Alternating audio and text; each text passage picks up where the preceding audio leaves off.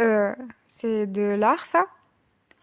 Voilà une question que beaucoup d'entre nous se sont déjà posées en visitant un musée d'art contemporain ou en tombant un peu par hasard sur une œuvre étrange. Un urinoir signé Duchamp, une banane scotchée à un mur, plusieurs tableaux recouverts uniquement de peinture bleue. Ce qui frappe, c'est pas seulement l'originalité, mais plutôt le doute. S'agit-il encore d'art? En effet, pour la doxa, l'opinion commune, l'art contemporain bouscule, peut-être même un peu trop. Il déconcerte, il déjoue nos attentes, il trouble les repères esthétiques hérités de siècles de tradition. Là où on attendait beauté, maîtrise technique, harmonie, on trouve désormais idées, gestes, performances, parfois déroutantes, souvent dérangeantes. Mais alors, une question surgit. Si l'art contemporain semble s'affranchir de toute norme, peut-on encore le reconnaître comme art? En repoussant toujours plus loin les frontières du sensible, du beau, du visible, l'art contemporain ne finit-il pas par se perdre lui-même? Nous verrons d'abord comment l'art contemporain déconstruit les fondements traditionnels de l'art en élargissant radicalement ce qu'on peut appeler une œuvre. Puis nous analyserons la crise des critères que cela engendre, et enfin nous montrerons que l'art contemporain peut aussi être un miroir du réel, un espace critique profondément ancré dans notre époque. Depuis l'Antiquité, l'art a été défini par des critères esthétiques précis. Harmonie, beauté, maîtrise technique, et d'ailleurs, l'art dérive du latin ars qui signifie littéralement maîtrise technique. Mais l'art contemporain bouleverse ces repères. D'abord, avec les avant-gardes du XXe siècle, le premier rôle est donné à l'idée, à l'intention de l'artiste.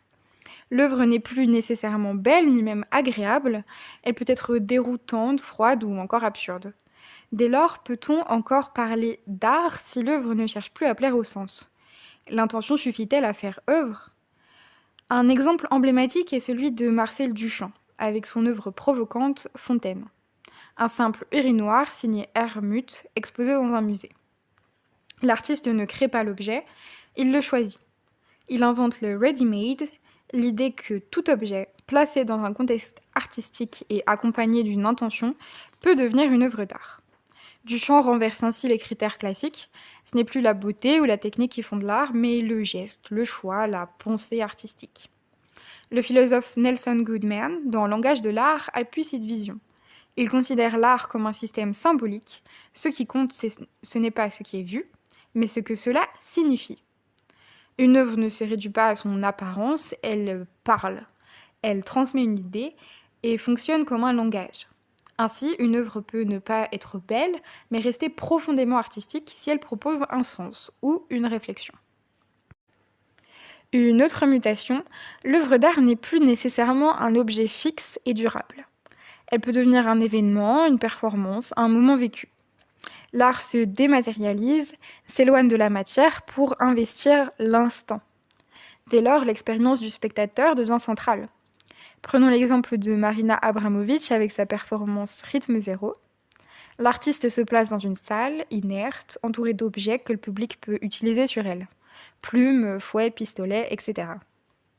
Pendant 6 heures, elle laisse son corps à la disposition du spectateur, devenant un simple support. Cette œuvre ne laisse aucun objet derrière elle, elle est pure interaction. Peut-on encore parler d'œuvre d'art quand il ne reste rien? L'art peut-il exister sans trace? La question devient alors qu'est-ce qui fonde l'art? Est-ce l'objet, le geste ou l'effet produit sur le spectateur? Si l'art devient pure expérience, il est éphémère et ne peut être transmis que par le récit.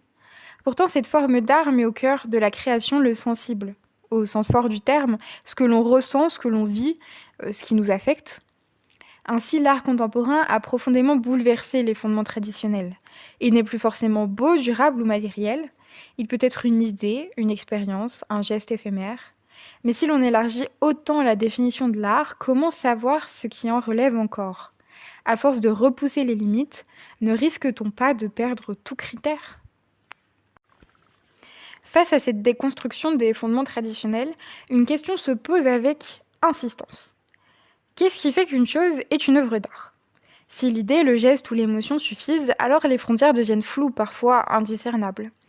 Peut-on encore tracer une limite entre ce qui relève de l'art et ce qui n'en relève pas? C'est ici qu'éclate ce que l'on pourrait appeler une véritable crise des critères. L'une des caractéristiques de l'art contemporain, c'est son goût pour la transgression.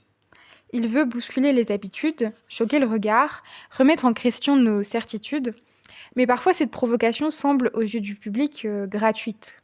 Elle soulève alors une interrogation: l'art peut-il se réduire à un geste provocateur? Prenons l'exemple de Maurizio Cattelan et sa fameuse œuvre Comédiane, une simple banane scotchée à un mur vendue pour 120 000 dollars. L'intention est-elle satirique, ironique, critique du marché de l'art, ou est-ce qu'une farce absurde? Certains y voient une dénonciation brillante de la marchandisation de l'art, d'autres un coup dans le vide sans message réel. Et cette ambiguïté renvoie au roman de Camus L'étranger, où le héros Meursault bouleverse les normes sociales sans chercher à se justifier. Il est condamné non pas tant pour son crime que pour son attitude. Et c'est l'absurde qui naît précisément de cette rupture entre l'attente collective de sens et l'absence de réponse claire. L'art contemporain, parfois, agit de la même manière. Il déjoue nos attentes, mais sans toujours proposer une autre grille de lecture. Face à cette crise des repères, certains affirment: ce qui compte avant tout, c'est ce que je ressens. L'art devient alors une affaire de perception individuelle, de sensibilité propre à l'individu, une sorte de relativisme face à l'art. Si une œuvre me touche, m'émeut ou m'interpelle, alors elle est légitime. Ce glissement vers la subjectivité soulève une question: l'émotion suffit-elle à faire œuvre? C'est ce que théorise le philosophe Jacques Rancière dans Le partage du sensible. Il montre que l'art contemporain redéfinit ce qui peut être vu et entendu comme artistique. L'œuvre naît dans l'espace partagé entre artistes et spectateurs. Mais cela pose un problème. Si tout dépend de la perception individuelle, peut-on encore parler d'une œuvre en soi? Le beau qui cherche l'universel devient alors une notion fragile. Ce que je trouve sublime peut sembler absurde à un autre. Il n'y a plus de critères communs, mais seulement des expériences subjectives. Faut-il s'en réjouir, car cela rend l'art plus libre, ou s'en inquiéter, car cela le rend insaisissable? La subjectivité est-elle le critère absolu pour légitimer une œuvre? Entre provocation gratuite, subjectivité extrême et perte de repères, l'art semble parfois devenir insaisissable, voire arbitraire. Pourtant, faut-il y voir une crise ou une transformation féconde? Et si, au lieu de fuir la réalité, l'art contemporain nous permettait justement de mieux la regarder? L'art contemporain n'est pas amnésique. Il reconnaît la tradition, il s'en nourrit. Mais il la transforme, la détourne et la fait parler autrement. Peut-on vraiment parler de rupture, ou ne faut-il pas plutôt parler de métamorphose?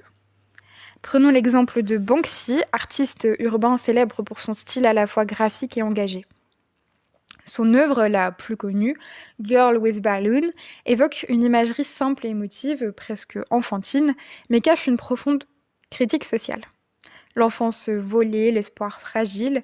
Lorsque l'œuvre s'autodétruit lors d'une vente aux enchères, elle devient ainsi un geste contre la marchandisation de l'art. Banksy emprunte au code classique avec les symboles utilisés, mais les retourne pour mieux dénoncer. Et cette dynamique rappelle le travail d'Annie Ernaux dans Les années. Elle mêle autobiographie et mémoire collective, intime et histoire. Elle ne rejette pas la littérature classique, mais en propose une autre forme, plus directe, plus universelle. De même, l'art contemporain n'efface pas les codes anciens, il les revisite pour mieux penser notre temps. Et là réside peut-être la réponse la plus forte à notre question de départ. Si l'art contemporain repousse les limites, c'est aussi parce qu'il veut agir sur le monde. Il devient critique.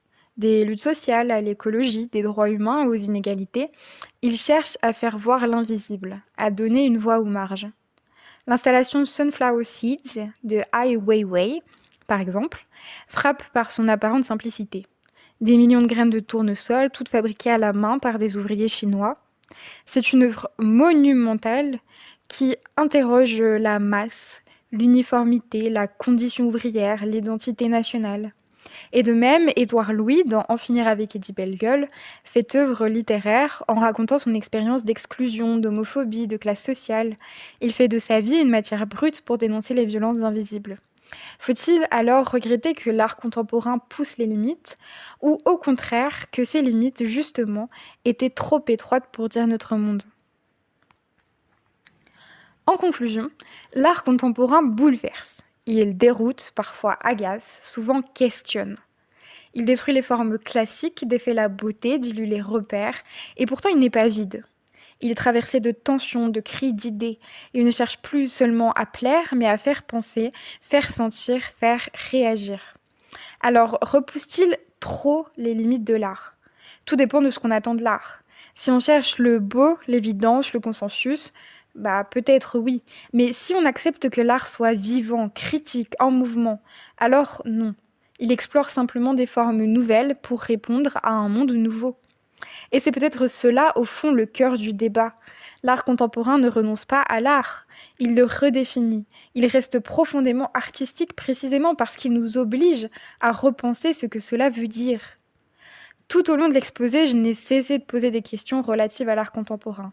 Et n'est-ce pas justement le propre de l'art de soulever des interrogations?